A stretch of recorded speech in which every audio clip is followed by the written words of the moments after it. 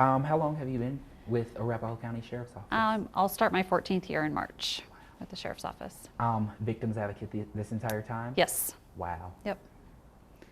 Talk to me about those 14 years.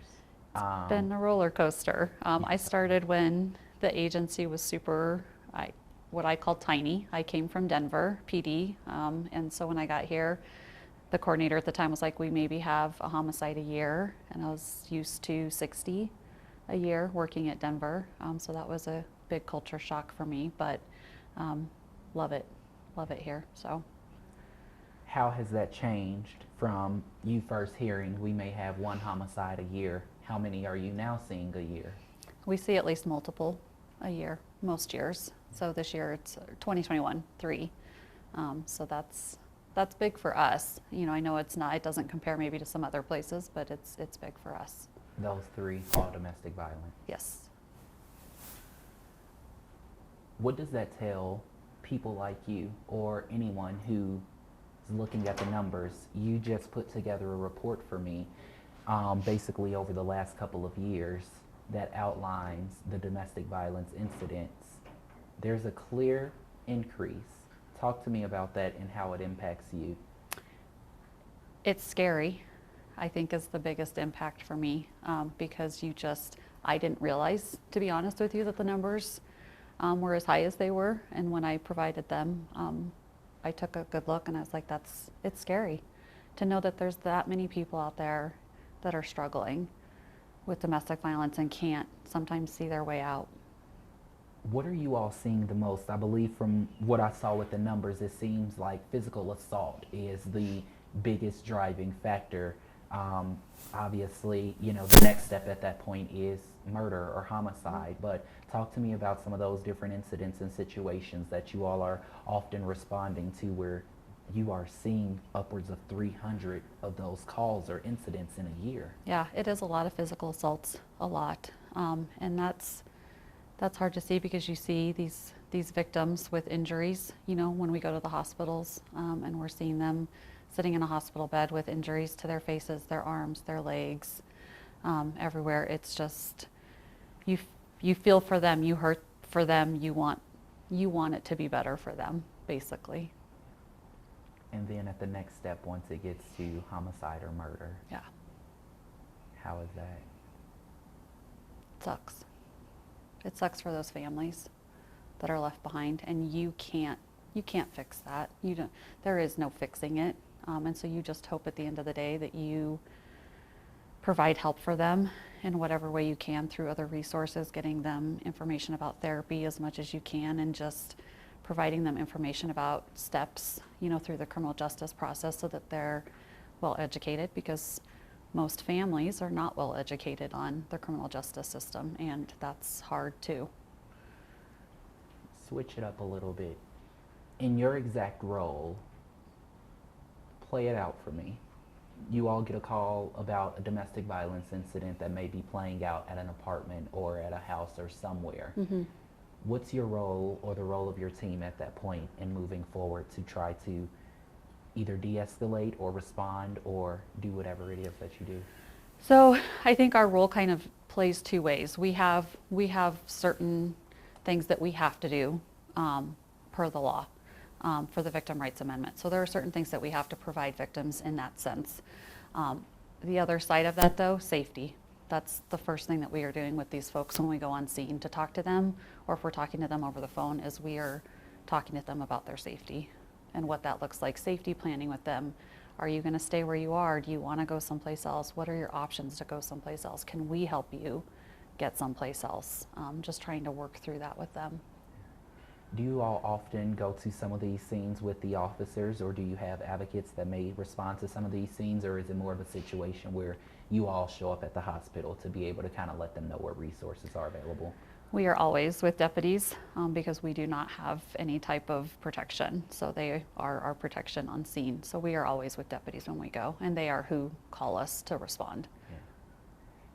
And that usually is a situation where you all are going to try to help them in any way, whether that is to de-escalate, provide resources, Yep. do whatever. Do whatever we can for them. Yeah. And it's hard because They get to make some choices, and we want to make sure that we allow them to make some of those choices. We can't just step in and take over their lives for them. But at the end of the day, we make sure that they know, here's some tools for you, here's some resources for you. Whether you choose to use them right this second, or you call us 3 months from now and want to use those resources, it doesn't matter. We're here, and that's what we're here to provide for you. You all have had 3 domestic violence homicides in the county this last year in 2021. I'm speaking with 2 families. Let's go to the first one. Back in June, Ibtisam Trabelsi stabbed between 50 and 100 times by her husband as her youngest daughter was on FaceTime with her friend in the basement. Talk to me about that. So I had 2 volunteers that responded that night. One was in training, and one is a pretty seasoned volunteer. They did the best they could to work with the 2 sons that showed up on scene, the ex-husband. The little girl was actually with her friend at the neighbor's house, so she was safe and kind of being taken care of by them. But even talking to the 2 volunteers, just the amount of disbelief, from everybody is hard. Especially in a situation where the ex-husband had filed a restraining order. I believe she was possibly in the process of a divorce. And again, the youngest daughter was downstairs and escaped to run to a neighbor's house. Neighbor's house, yep. Scary. And just in our minds, unfathomable. It doesn't make, it never makes sense. It never makes sense. And you see these people who are just destroyed by somebody else's actions. A 15-year-old girl who heard her mother screaming for help has to live with that for the rest of her life at such a young age. How does she get through that? How do these kids get through a situation like that? Especially her. She's the only one out of these 2 stories that was there. Right. When it happened, yeah. Therapy. I would tell you therapy. But you also have to have the support of your family, which I think both cases they do. The families are pretty strong and supportive of everybody, leaning on each other, so that's huge. But I think talking to somebody is huge, and it's so important at the right time. And we talk to people all the time. Tomorrow you may not be ready to talk to somebody, but that may change. And just know that resource is out there for you, and take advantage of it when you need it. Based on what you know about that case or what you have learned, could you see if there were any signs there, even, from going from the restraining order to a process where divorce was now, starting to take place? That's the one thing I think with a lot of these stories is people always say, look for the signs, and you're always looking for them, but they may not be as clear or as apparent. With what you've seen in that one, did you see any signs? I don't know that we did as victim advocates, and that's, for us, we kind of take each situation at its face value too, and working with people and making sure, we're not dwelling on, maybe we've had a victim who has been a victim before and we've dealt with them before, but we're trying to deal with them where they're at right now. The next case, Tricia Westfall and Galen Westfall. Talk to me about that one. That was hard. I know you've chatted with the investigator, and he, talked about it being difficult not having the families know what was going on, and we kind of felt the same way. We knew, obviously that there were 2 deceased people in that car, and part of our job is working with families, and so that was hard, not knowing if these families knew what was going on, and then kind of working through the process and talking to some of them, getting to that point. An affair that led to a murder.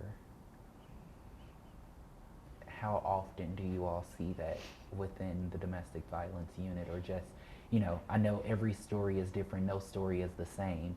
There are always so many different motivating factors, but this one in particular. It's the ultimate control factor. And that's what we see in domestic violence all the time, is the control. The need to have control over that other person, and I think people hear it all the time, that if I can't have you, nobody can have you. true. It's real. That is what goes through minds of these people. This twin sister, these two boys who lived in the house with them for 12 years. Youngest boy says, hey, may have heard arguments in the middle of the night. Couples argue, couples fight. No one ever saw any signs of physical abuse. They saw controlling and things of manipulation. One thing that the sister brought up is that she could never have lunch on her own every day. They met for lunch. That Saturday before it happened, the sister said that Galen told Tricia they were going to church because they were not good people and they needed to be reaped of their sins. People who don't see signs of physical abuse, they always have to look another step further. If you could talk to me about those small signs of control or manipulation to where those are clear signs of it, and just kind of lay that out. I think the biggest one we see is removing the victims from their families, trying to distance them from friends, families, and the reason that they do that is so that those friends and families don't see what's really going on in the house. So I think there's a lot of that. Trying to isolate them is the biggest thing that we see, because when we work with victims, we talk to them all the time. Is there other family that you can go stay with? And we hear constantly, nope, I don't have contact with this person or that person. And the reason I don't have contact is because my significant other didn't want me to have contact with them.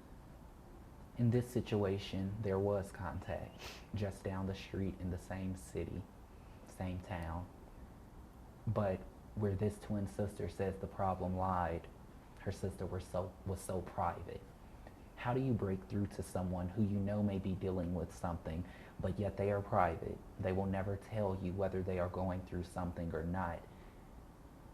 And you may not never know if it's going to cost them their life. Be there for them, no matter what that means, even if it means it's the 50th time that you're having to be there for them and take them in or offer them resources. As a family, as a friend, always just know and let that person know that you're there for them no matter what. And I get that the victim may not be able to do it sometimes, may not be able to reach out to that person, but if they know that there's that little glimmer of hope that they have somebody who's got their back, sometimes that's all that victim might need. What is the biggest struggle that you often see victims deal with before it seems like a lot of times it's hard to open up or find that one person who you may want to open up to and talk to and pour your heart out to?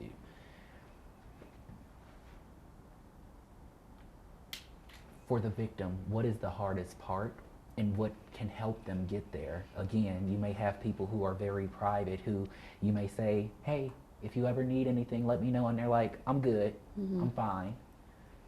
But again, as you say, you have to keep trying. But for the victim, what will help them get to that point? And again, what's the hardest part for them along that journey? I think the hardest part for them is the manipulation that they've dealt with in that relationship. A lot of times the manipulation is the victim themselves believe they actually are the issue, that they're the problem. And so in their heads, trying to get themselves around that is a big thing. And then you also have to think about, a lot of times victims are stuck, for lack of a better term. Sometimes their significant other has forced the issue that they can't work, that they can't leave the home, that they have to stay and take care of the kids, or if you do X, Y, or Z, I'm going to get custody of the kids. I mean, there's just a lot of fear. And so as a victim, if you feel like, hey, if I leave this situation and I have nowhere to go, I have no job, I have no money, I have no car, I have none of this stuff, why would I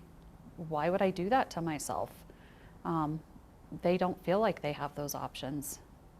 That's the hardest part, I think, for victims. Sometimes it's the choice of, do I want to continue to live a better lifestyle, or do I want to struggle in life where I can potentially worry about being unhappy while not realizing you are actually possibly unhappy in the situation that you're in at that point? Absolutely, absolutely. How hard is it for the kids to witness their parents go through this? It's super hard, and we hear parents all the time saying, oh, the kid was asleep, you know, they're just in the other room sleeping, and it's like they hear it, they hear every bit that's happening, they see even things that adults maybe don't see or notice. Kids see all of it, and kids start to believe that that's just the way their house should be, you know, and that you don't want a kid to grow up that way. That's never good for a kid. There are so many resources. There's a lot of help available. If you're willing to talk a little bit about that, one quick thing that I want to throw out there, the Westfall family, they're starting a foundation in Tricia's name. I just learned that I believe that there is no shelter for women to go to in Douglas County. This is Arapahoe, but in Douglas County, there's nowhere for women to go to if they're dealing with a domestic violence situation. Talk to me about where people can go if they're in Arapahoe County if they need the help. So there are shelters, and there is one actually in Douglas County. However, I will tell you that most often when we call those shelters to try to find space for a victim who needs to go, we are usually met with that they don't have any bed space. And so then what? And we have other resources that we can offer. We do try to put victims up in a hotel sometimes if we can, if it's a safety issue for them to remain in the home. We try to find other friends or family that might be a safe space for them to go to.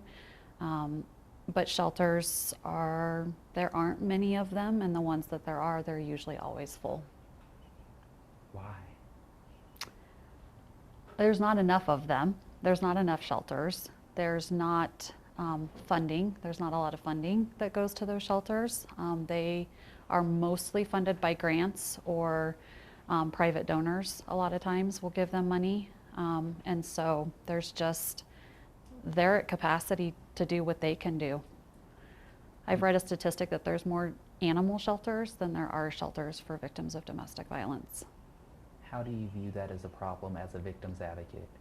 What do you do for these people?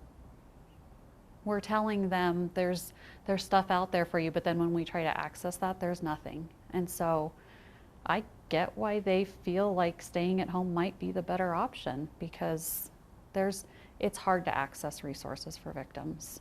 Staying at home may be the better option, although it could potentially cost them their life. Yep. Do you think that's a problem that needs to be, if you're willing to answer this, do you think this is a problem that needs to be addressed on a state level Yes. at this point? Yep.